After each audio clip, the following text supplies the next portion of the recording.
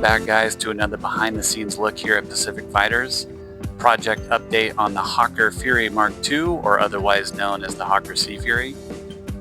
The difference being that the Fury Mark II is a land-based fighter versus the Sea Fury is specifically designed for carrier operations. This particular Fury is one of the 26 or 27 airframes that was retrieved out of Baghdad, Iraq in the 1970s by Ed Hurst and Dave Talashay. This part in the project that you're seeing is showing the empennage being fitted and bolted to the rear cockpit section. Prior to that happening, the tail cone was bolted to the empennage. Another big step forward was the completion of the damaged horizontal. After new leading edges as well as new skins were installed, we were able to paint it and attach it to the plane.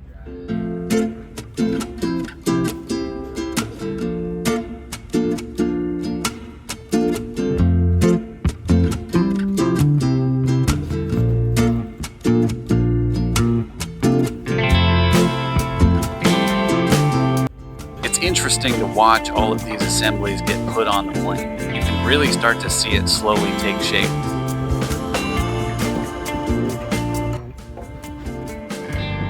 A lot of fans of Warbirds always wonder what engine will be put on the Sea Fury, because you get a choice between the Bristol Centaurus, which is the Fury's original power plant, or a 3350, an R2800, or you can even put a R4360 on it. But this airplane will be fitted with the R3350, as well as a Hamilton Standard 24E60 propeller. Looking here at the Sea Fury center section and gear bay, this is what the gear bay looked like before restoration work started. And here it is after.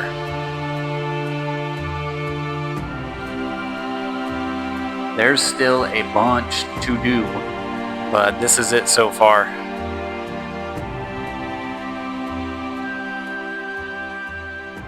A modification that was put on later aircraft by Hawker was added to the center section, which is a thicker skin and reinforcement structure in the inner gear bay.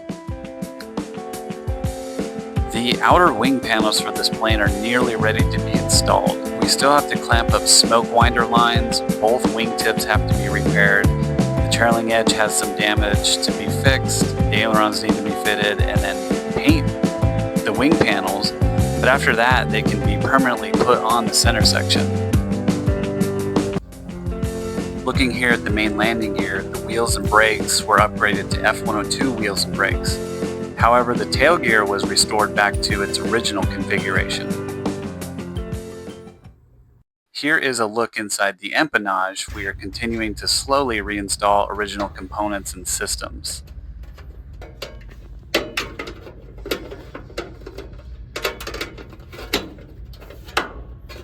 Before restoration began years ago, this is what the project looked like when it showed up to the hangar.